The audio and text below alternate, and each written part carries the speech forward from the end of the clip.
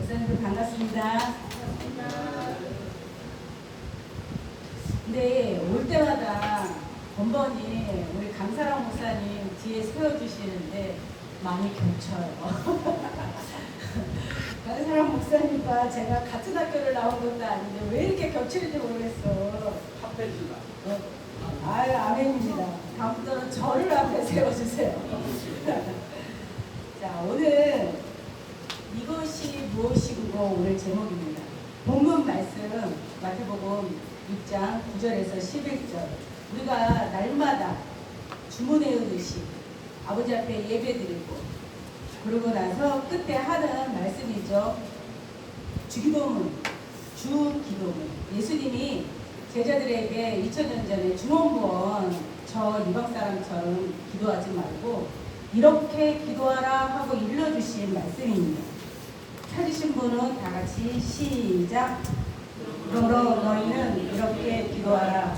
하늘에 계신 우리 아버지여, 이름이 거룩히 여김을 받으시오며 나라의 임하오시며 뜻이 하늘에서 이룬 것 같이 땅에서도 이루어지이다. 오늘날 우리에게 일용할 양식을 주옵시고 우리가 우리에게 죄 지은 자를 사하여 준 것 같이 우리 죄를 사하여 주옵시고 우리를 시험에 들게 하지 마옵시고 다만 악에서 구하옵소서. 나라와 권세와 영광이 아버지께 영원히 쌓옵나이다. 아멘. 이제 예배 끝난 것 같죠? 주기도문 하니까. 오늘 너무나도 중요한 말씀이지만 제가 여기서 오늘 말씀드릴 핵심은 11절에 오늘날 우리에게 주는 일용할 양식입니다. 그러면 지금은 초림 때입니까? 아니죠. 주님 다시 오시는 주 재림 때를 살고 있는 우리 모든 믿는 자들 아닙니까? 그렇다고 하면 예수님이 오시기 전에 우리 아까 장혜원 목사님 모세 말씀 했는데 거기하고도 겹치거든요. 오늘 모세와 예수님 얘기인데 모세 때 출애굽 광야 때 하나님께 택함 받은 육적 이스라엘이 먹었던 양식이 뭐죠? 만나죠. 만나. 오늘 이 만나에 대해서 우리 목사님들과 제가 우리 강의 목사님들한테 말씀을 가르친다 이게 아니고 같이 나누려고 우리 강사랑 말씀 저 강사랑 목사님처럼 합해지려고 잠시 이 말씀을 나누겠는데 그러면 만나의 특징이 있습니다. 제가 정한 겁니다. 4가지를 정했어요. 만나의 특징. 만나의 특징 첫 번째 뭘까요? 그냥 아시는 대로 그냥 말씀하면 돼요. 정답이 어디 있습니까? 그냥 제가 지은 거라니까. 제가 깨닫는 만나의 4가지 특징이 있습니다. 첫 번째, 만나는 하늘에서 내려온 겁니다. 맞습니까? 그렇죠? 우리가 농사지어서 걷어서 지지고 볶고 만든 음식이 아니고 하늘에서 하나님이 하나님의 백성에게 이거를 광야 때 먹으라고 내려주신 거 맞죠? 그러면 두 번째 또 뭐가 있을까요? 만나의 특징. 기근 때 먹는 양식입니다. 왜 기근 때 먹을까요? 출애굽기 16장 1절에 보면은 이들이 유월했을 때 날짜가 어떻게 됐죠? 1월 14일 날 유월하지 않습니까? 그런데 16장 1절에 보면은 2월 15일이 됐습니다. 그러면 불과 한 달 지나지 않잖아요. 한 달 지나서 다시 원성을 부리기 시작합니다. 우리가 애굽에 있었다면 좋을 뻔했고 우리가 애굽에 있었다면 이에 고기가 끼게 먹었는데 이 광야에서 줄여서 죽이게 한다. 그러니까 배가 고픈 거야. 배가 고프니 어떻게 지도자를 또 원망하면서 하나님을 원망하기 시작한 거죠. 근데 이들이 애굽에서 출애굽했을 과정이 이 노역으로 힘들어서 하나님께 부르짖었다고 했거든요. 그 음성을 들으시고 하나님이 모세를 이미 아브라함 때 약속한 내용 아닙니까? 400년 전에 약속한 내용을 400년 후에 애굽이라는 곳에서 지도자는 모세란 자를 물에서 건져서 택해서 하나님의 백성을 구원한 거 맞죠? 그런데 이 육적 이스라엘은 깨닫지 못합니다. 다시 하나님께 불평, 불만하면서 먹을 걸 달라 해서 두 번째 특징이 기근 때 하늘에서 내려온 겁니다. 그리고 세 번째는 뭘까요? 오늘 본문과 같이 일용할 양식입니다. 왜 일용할 양식일까요? 주일 빼놓고는 매일 가서 걷어갖고 와야 돼요. 2인분도 아니고 1인분씩 매일 가서 걷어갖고 와야 돼요. 그쵸? 이틀치 걷어갖고 오면 다음날 아침에 다 썩어 없어지지 않습니까? 벌레 먹어서. 또 주일 전에는 주일을 지켜야 되니까 이틀치를 걷어갖고 오지 않습니까? 그런데 이게 내 텐트 치고, 그 당시에는 다 텐트 치고 살았잖아요. 그쵸? 광야에서. 텐트문 딱 열면 앞에 있었을까요? 어디 있었을까, 이 만나는? 퀴즈! 커피 쿠폰? 진영 밖에 있었어요. 진영 밖. 이스라엘 백성이 애굽에서 출애굽했을 때 한두 명 나온 거 아니죠. 장정만 60만 명, 대략적으로 한 250만 명 정도 추정하지 않습니까? 그러면 그 많은 민족이 텐트 속에서 가족마다 이뤘다 그러면 진영 밖이라고 하면 사실 거리상으로 엄청 먼 거예요. 그렇죠? 매일 내가 그 수고를 아끼지 않고 진정 밖으로 나가서 하나님께서 하늘에서 주신 하나님의 양식을 내가 직접 내 손으로 걷어서 먹어야 했던 것이거든요. 그렇다고 하면 오늘날에 하나님께서 주시는 양식은 무엇일까요? 그렇죠. 말씀이죠. 우리가 이 말씀으로 지금 교류하고 나누고 서로 배우자는 뜻에서 이렇게 모임을 맨날 갖는 거 아니겠습니까? 그렇다면 마지막입니다. 이거는 획기적인 거예요. 만나의 네 가지 특징 중에 마지막은 뭘까요? 처음 보는 거야. 그쵸? 처음 보는 거랍니다. 보도 듣지도 못하고 맛도 못 보던 게 하늘에서 내려왔다니까요. 이것이 제가 제가 깨달은 만나의 특징인데, 왜 지금 만나 얘기를 하느냐? 초림의 얘기를 하려고 하거든요. 예수님이 요한복음 6장이 무슨 장이죠? 떡장이라고 하는 오병이어 역사를 일으킨 그러한 사건이 일어난 장 아닙니까? 그러나 이 예수님께 떡과 물고기를 받아먹은 백성들은 예수님이 왜 그들을 모아서 그런 기적을 왜 베풀었을까요? 이유가 있을 거 아닙니까? 물론 로마의 식민지로 있었기 때문에 먹을 게 없는 것도 사실이었고 굶주린 것도 사실이었어요. 그러나 육적인 걸 먹이려고 그 기적을 베푼 건 아니지 않습니까? 기적을 베푸신 이유는 글쎄 제가 깨달은 바에 의하면 이렇게 지금 세미나를 베푸신 것, 지금 네트워크가 있었던 세상도 아닌데 어찌됐든 볼거리, 먹을거리 뭔가를 제공해야지 사람을 모을 거 아닙니까? 왜? 무슨 얘기를 하려고? 이 만나 얘기를 하려고. 아까 우리 강사랑 목사님이 내가 하늘에서 내려온 산떡이라고 하지 않습니까? 이 떡을 먹는 자는 줄이지도 않고 영생하는 양식이라고 하지 않습니까?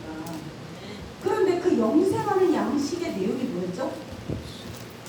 영생하는 양식의 내용. 그 예수님이 내 피와 내 살을 먹어라 했더니 귀신 들렸다고 막 욕하지 않습니까? 나중에는 똑같은 6장에서 받아 먹었는데 욕하거든. 나중에는 왜 욕을 했을까요? 뭐라고 했는데? 하늘에서 내려왔대잖아, 자기가. 그쵸? 근데 그걸 어떻게 믿냐고, 사람들이.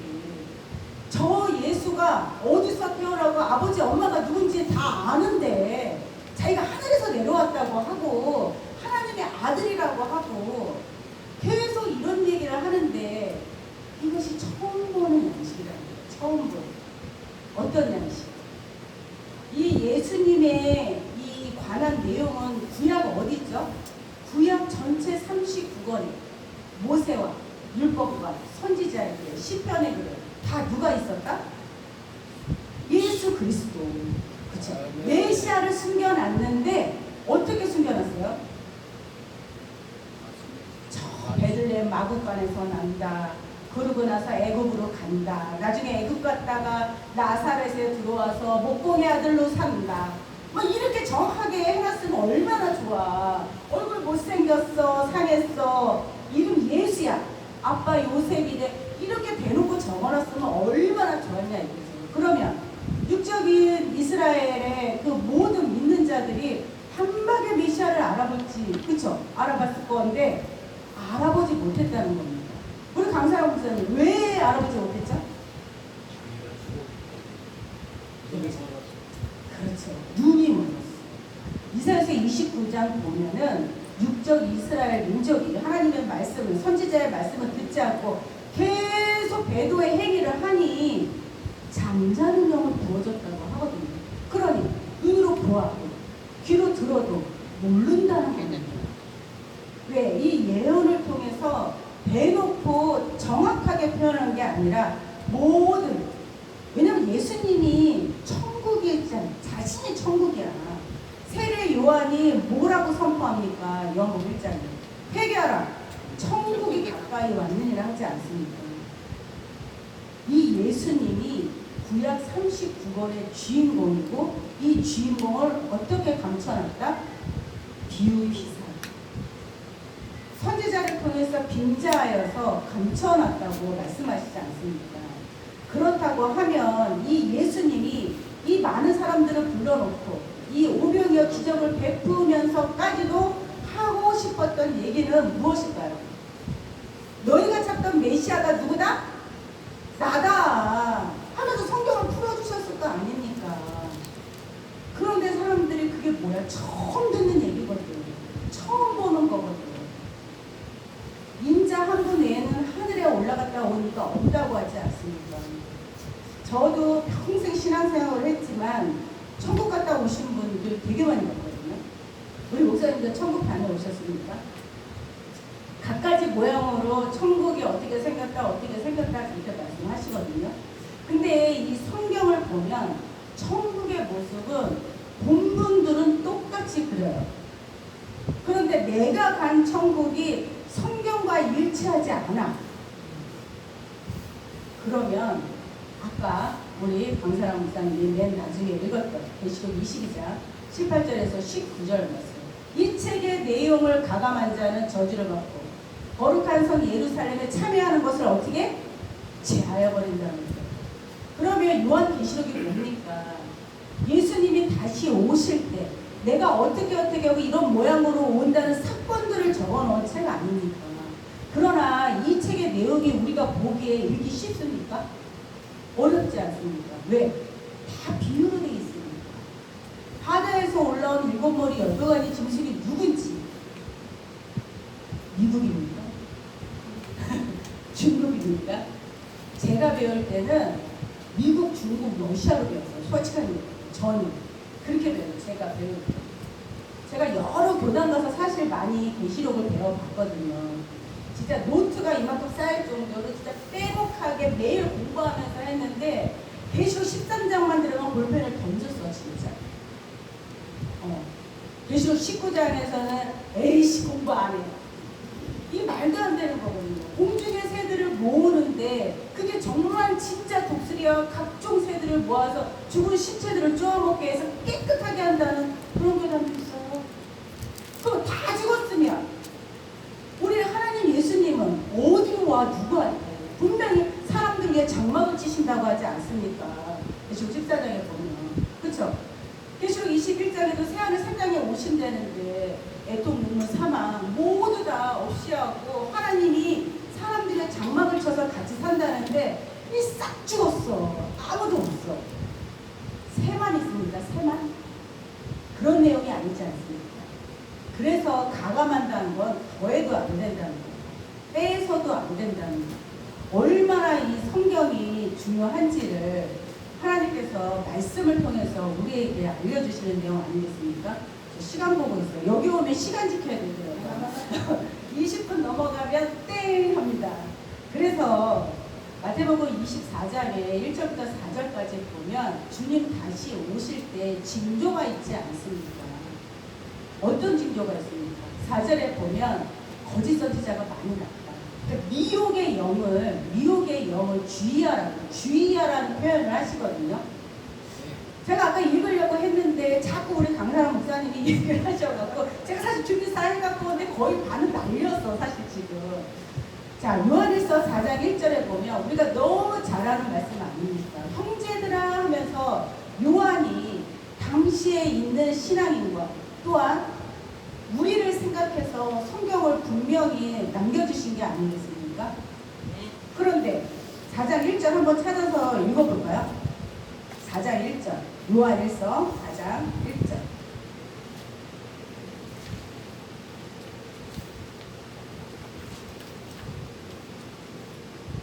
찾으신 분 시작. 사랑하는 자들아 영혼이나 명심하고 오직 영들이 하나님께 속하였던 시험할 많은 자가 세상에 나왔으니 아멘. 자, 하나님께 속하였나 영들을 어떻게 하라고 하십니까? 시험하라. 시험하라는 뜻이 뭐예요? 말하는 거를 들어보라는 거거든요. 성경을 펼쳐보고 이치에 맞는 얘기를 하는가, 자기 생각으로 자기 느낌적 신앙으로 성경을 이야기하는가, 그 말씀을 하고 있는 거거든요. 또한 5절에서 6절을 보면은 누구에게 속했나 보라는 거예요. 하나님께 속했나, 세상에 속했나. 우리 목사님들이 설교 많이 하는 내용 중에서 가인과 아벨을 많이 들거든요. 왜 하나님께서는 아벨의 제사는 받고 가인의 제사는 받지 않았을까요? 진짜 이 내용을 갖고 수많은 설교가 있어요. 근데 대부분 다 달라. 근데 성경은 정확하게 결론을 신약에 와서 말씀해 주시거든요. 왜 가인의 제사는 안 받으셨을까요? 요한일서 3장 그 전장입니다. 12절.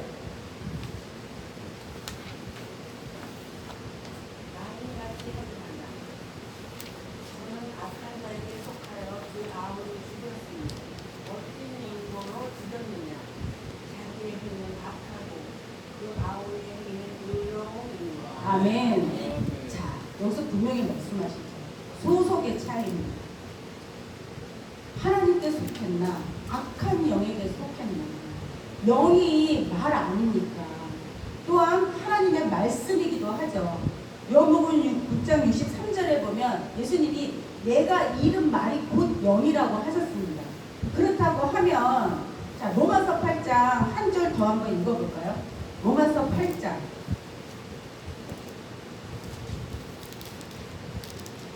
로마서 8장 9절입니다. 만일 너희 속에 하나님의 영이 거하시면 너희가 육신에 있지 아니하고 영에 있나니 누구든지 그리스도의 영이 없으면 그리스도의 사람이 아니라. 아멘. 아멘. 자, 그리스도의 영이 없으면 그리스도의 사람이 아니라고 합니다. 무서운 말씀이시죠? 굉장히 두려운 말씀이거든요. 우리가 성경을 가르치는 목자들 아닙니까? 양들을 치리하고 양육하고 하나님 앞으로 온전히 인도해야 되는 그런 역할을 맡은 자들인데, 그러면 선생이 받을 복도 크고 또한 제대로 가르치지 않았을 경우는 화도 더 많이 받는 위치에 있는 자들이라면 이 말씀을 정말 중요하게 여겨야 됩니다. 그리스도의 영이라고 하면 뭐죠? 예수님의 말씀 아닙니까? 내가 이른 말이 곧 영이라고 했으니, 그러면 예수님이 남겨주신 이 사복음서와 또한 오실 날을 기록해 요한 계시록에 대해서 자기 마음대로 표현을 하고 가감을 했다면 그리스도의 영이 내 속에 없죠. 없으면 난 그리스도의 제자라. 하나님의 자녀가 아니라는 거 아니에요. 또 얼마나 두려운 말씀입니까? 말씀 멀리하고, 우리 다 아시는 목사님이겠지만 찬양으로 위로받는 목사님 굉장히 많거든요. 물론 찬양이 심정을 뜨겁게 하고 회개케 하는 마음을 일으키는 건 사실이죠. 그러나 성경 60년 동안 어디에 봐도 찬양으로만 천국 간다는 얘기 없거든요. 근데 찬양만 정말 하시는 분들이 있어요. 찬양만. 찬양할 때 성령이 임하시고 충만하고 뜨거웠대요. 말씀 펼치면 그때서부터 자. 이거 아니지 않습니까? 이 성경이 하나님이고 하나님이 말씀이고 말씀이 곧 생명 아닙니까? 우리가 이 생명을 정말 귀히 여긴다면 이 하나님의 말씀을 그냥 읽는 것이 아니라 제대로 정말 하나님이 뜻하신 것이 무엇인지를 알고 신앙하고 양육해야 되는 그런 입장이 아니겠습니까?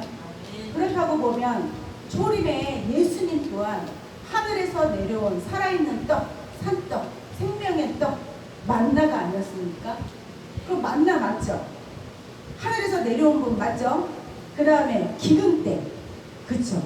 기근때야. 왜 당시 때로 보자면 회당 문화가 있던 시절 아닙니까? 회당 문화는 어느 때부터 시작했습니까?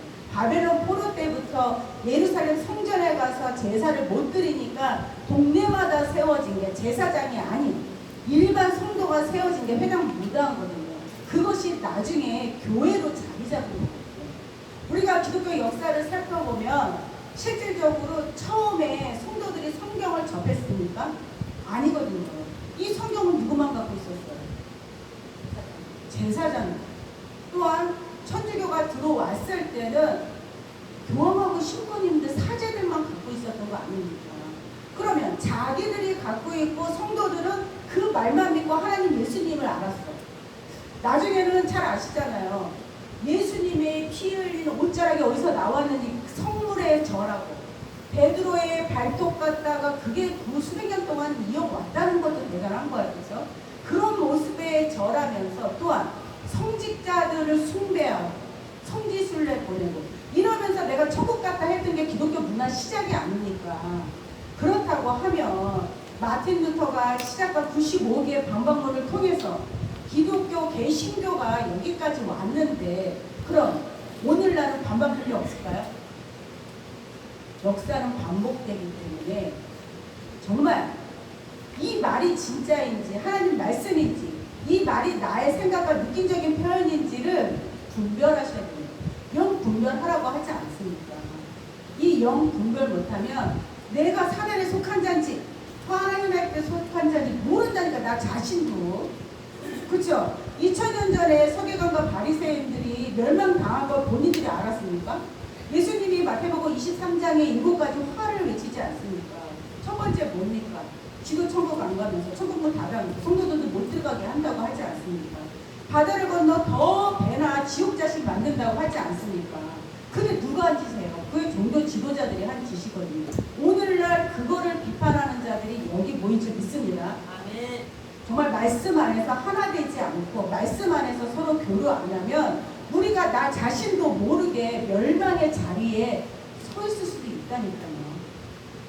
시간 다 됐기 때문에 여기까지 제가 말씀을 드리지만 우리 정말 말씀 안에서 진리 안에서 하나 되고 또한 참 하나님과 그가 보내신 예수 그리스도를 아는 것이 영생이라고 하였으니 하나님께서 주시는 영생의 복락 누리시는 우리 목사님들 되시길 간절히 축원합니다. 아멘. 네.